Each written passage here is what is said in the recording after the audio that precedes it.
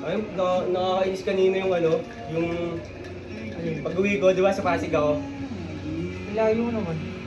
May ano doon, may mga babae. Siguro mga 3 sila, 4, ganun. Kasi nadaanan ko lang sila, nakamotor eh.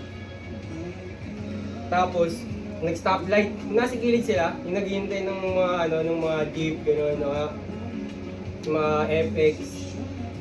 Tapos ano, pag stoplight, yung isa kasi, yung may isa doon, ano, para siyang galing probinsya. Oo, tapos yung isa naman matagal na dito, siguro siya yung taga Manila. Tapos ano parang pinapaliwanag niya yung ano, yung dito ganto, dito ganyan. Tapos sabi niya, ano, napalingon ako kasi nagkakwento-kwento siya. Tapos ano, sabi nung nagpapaliwanag yung taga dito.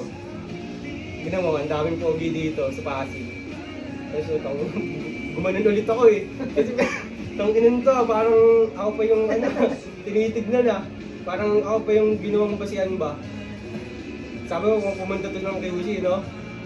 Basihan naman.